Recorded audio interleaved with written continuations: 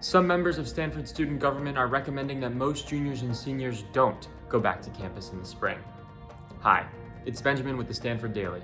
I'll tell you everything you need to know. Plus, why some students are concerned about Stanford's police response to mental health crises. ASSU executive leadership came out this week against the university's plans to bring upperclassmen back to campus for the spring quarter. They urged administrators to instead prioritize graduate students and undergrads with special housing needs. In a memo to Stanford Vice Provost Susie Brubaker-Cole, ASSU President Viana Vo said that the ongoing severity of COVID in Santa Clara County and repeated instances of rule breaking among undergrads currently on campus would produce a campus culture marked by loneliness and surveillance. Now, the ASSU Vice President Christopher Middleton stressed that the team's decision was meant to prioritize international students, fly students, or queer students, many of whom have been left especially vulnerable by the pandemic. Vo said she knew the memo would be controversial, and in fact, 3 senators have already released statements expressing their misgivings about the stance. Some students seem to disagree too. According to an undergraduate Senate survey, around 75% of undergraduates support juniors and seniors returning to campus if medical experts deem it safe. So how will the university respond? Well, Stanford's President Mark Tessier-Levine announced this week that administrators will release their official spring quarter decision before the beginning of March. So stay tuned. We'll be sure to let you know when that happens.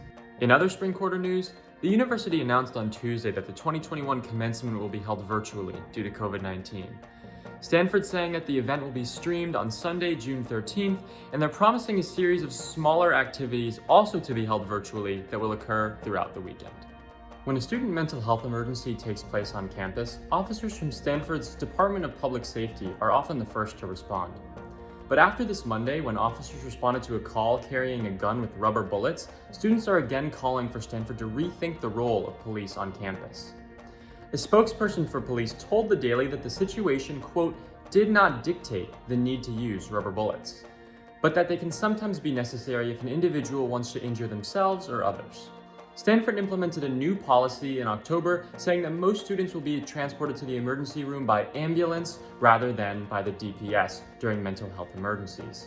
If you or someone you know needs help with mental health, remember, there are resources available. Hey everyone, it's Sophia with this week's sports. Once again, Stanford women's basketball proves they've got what it takes as they squeeze past Oregon 63-61 in the team's most physical test yet. Despite a night of challenging moments, senior guard Kiana Williams makes history, scoring 20 points in 40 minutes and now sitting at 11th overall on the program's all-time scoring list. She's also the Naismith Trophy Player of the Week. Head coach Tara Vanderveer says the team, quote, needs every one of her points and that'll hold especially true in physical games like these.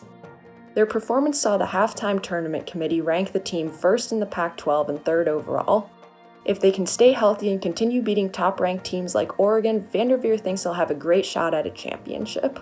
The magic of Maples proved to be what the women's volleyball team needed as they win their first game of the season with a 3-0 sweep of Cal in the first volleyball matchup played in Maples Pavilion since December 2019.